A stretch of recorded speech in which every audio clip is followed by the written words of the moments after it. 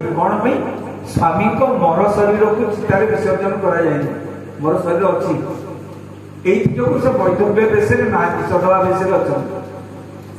जिते पचारे कहे कौन कहलु सकल कुशल कही भरत सुनाई पूछी निज कुल कुशल श्री राम जय राम जय जय राम संकट मोचन जय हनुमान कई कहले पुओ शुण मो घरे मो बापा केमती अच्छा कह मो भाई केमती अच्छा कह मो भाव केमती अच्छा कह माँ मैंने सब प्रश्न पचारे ये प्रश्न पचारे भरत कहले सकल कुशल समस्त भले अच्छा सकल कुशल कही भरत सुनाई तुझी निज कुल कुशल भलाई कहले मो घर कथा कौन मो कहूँ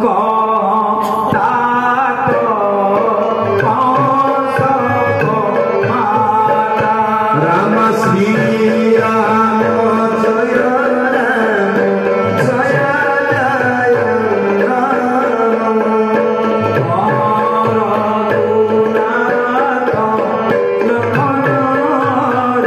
जय राम राम श्री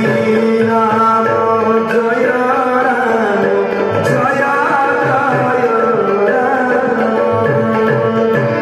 तू ठिया जो माँ मैंने कड़े गले कहू कह तात बापा कड़े गले कह सब माता सब माँ मैंने कड़े गले आ मो प्राणप्रिय भाई राम कड़े गले सीता कड़े गले लक्ष्मण कड़े गले से कथा कह कड़े सब गले बोलू कई गले तात बात में सकल संहारी भई मंथरा सहाय विचारी बोले मु सब तो लगे ठीक कर दे सब प्रस्तुत अच्छे सब कथा ठीक है आओ मंथरा सहित विचार आलोचना करी सब ठीक ठाक कर दे भरत आश्चर्य करे मंथरा दासी ये कौन मंथरा सहित विचार आलोचना करके मो लगे ठीक कर शुणु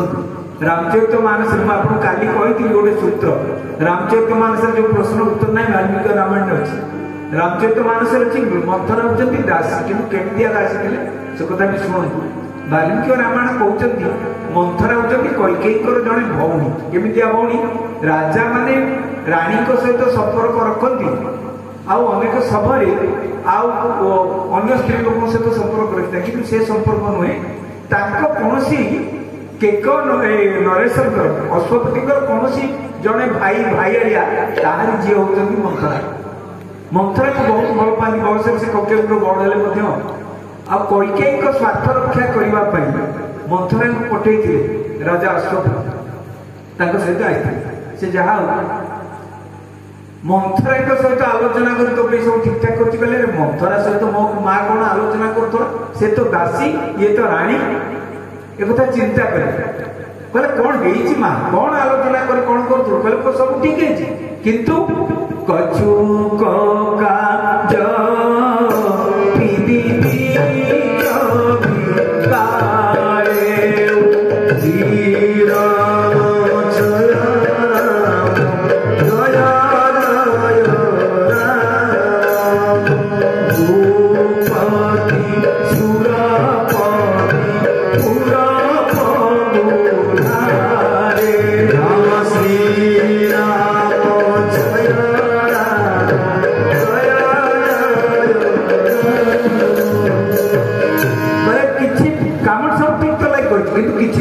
बिगड़गला मझे कहले कौन बिगड़ा कहले भूपति सुरपति पूरप उधारे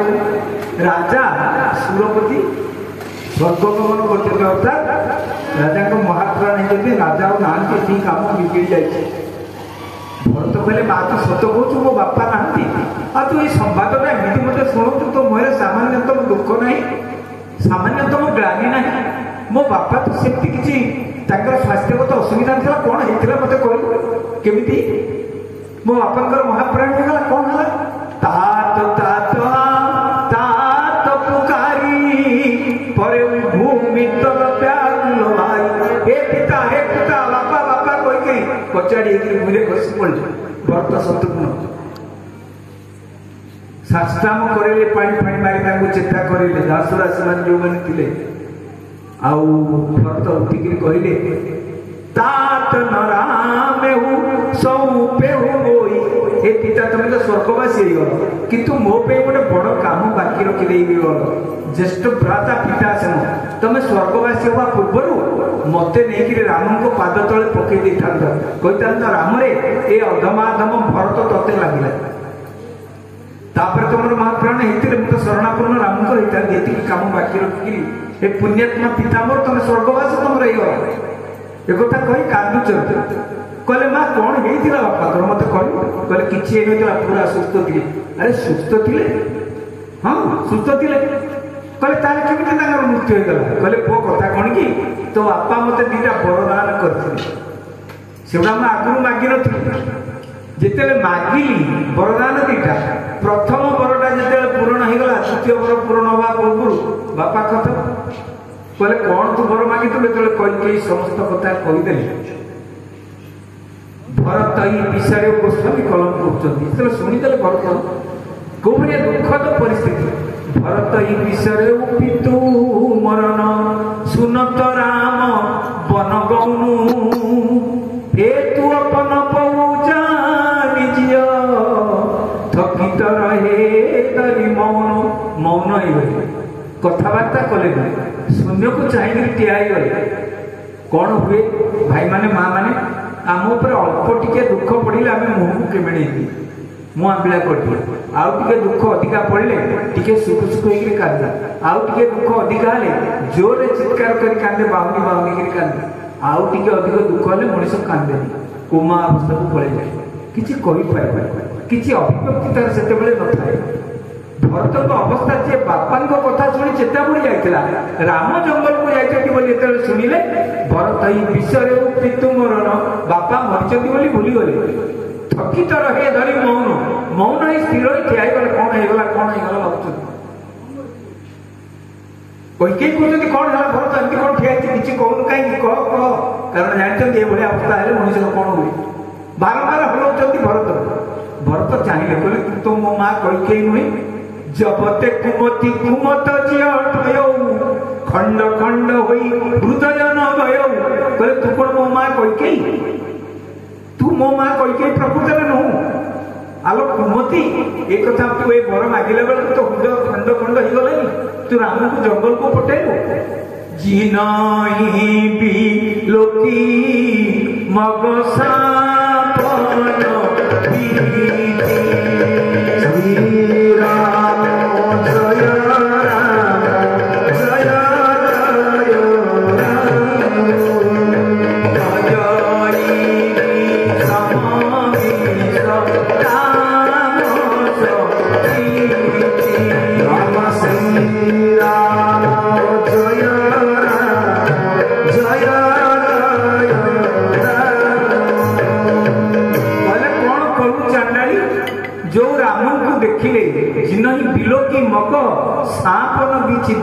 सर्प माने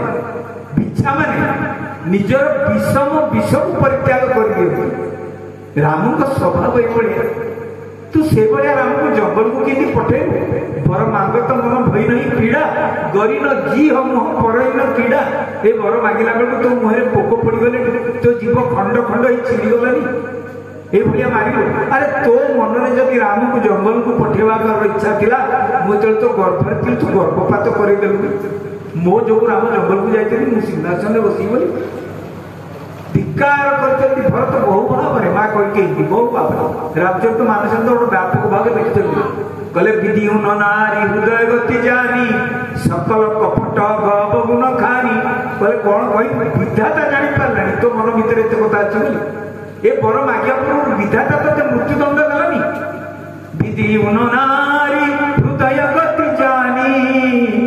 सकल कपट अवगुण खानी एते पाप एते अवगुण तोटी थिला धिक्कार पर धिक्कार कर जाउचंदी आ शेष कथा कहिदेले भरत बोले आज तू भूली जा भरत बोली तोर के पुओ थिला मते सिंहासन बसिया पूरा राम लक्ष्मण सीता को जंगल को फुटेछु मो बापांकर मृत्यु हो जाइछि भूली जा भरत बोली तोर के पुओ थिला तू मो मां नुहे कि तो पुओ नुहे এই সময় মন্থরা আসি পৌঁছে খবর পাই মন্থরা ভাবুছি যে ବୋଧେ মতো কিছু পুরস্কার মিলব আসলে মু তো যোজনা সব করেছি যেমিতি মন্থরাଙ୍କୁ ଦେଖିଛନ୍ତି ଶତ୍ରୁଘ୍ନ ବାଡ଼େଇଛନ୍ତି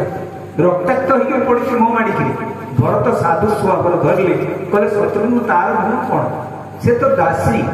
ମାଲିକିଆଣି ଯୋଉଠି ଏଇଭଳିଆ ଦୁର୍ବୁଦ୍ଧି କରିଛି ଦାସୀର ମୁହଁ କ'ଣ ତାକୁ କାହିଁକି ମାରୁଛୁ କହିଲେ ମା ଆମର କୋଉ ଭଳିଆ ଅବସ୍ଥାରେ ବର୍ତ୍ତମାନ ଥିବ ଚାଲ ମା କୌଶଲ୍ୟାଙ୍କ ପାଖକୁ ଯିବା ଏ ପାପିନୀର ମୁହଁ ଆଉ ଚାହିଁବା ବହୁ ଭାବରେ ଧିକ୍କାର କଲା ପରେ ବାହାରୁଛନ୍ତି କହିଲେ ଶତ୍ରୁଘ୍ନରେ ମୁଁ ତ ଆଜି ଯାଏ ଭାବୁଥିଲି ଯେ ସଂସାରରେ ମୋଠୁ ଭାଗ୍ୟବାନ ଲୋକ କେହି ନାହିଁ କାହିଁକି ଚକ୍ରବର୍ତ୍ତୀ ରାଜା ଦଶରଥଙ୍କର ମୋ ପୁଅ ମର୍ଯ୍ୟାଦା ପୁରୁଷୋତ୍ତମ ରାମଙ୍କର ମୋ ଭାଇ କୌଶଲ୍ୟା କରିକେ ସୁମିତ୍ରା ତିନି ମାଙ୍କର ମୁଁ ଗେହ୍ଲା ପୁଅ ପ୍ରିୟ ପ୍ରଜାମାନଙ୍କର ମୁଁ ପ୍ରିୟ ପାତ୍ର ହେଇକିରି ଏପର୍ଯ୍ୟନ୍ତ ରହିଥିଲି କିନ୍ତୁ ଆଜି ଜାଣିଲି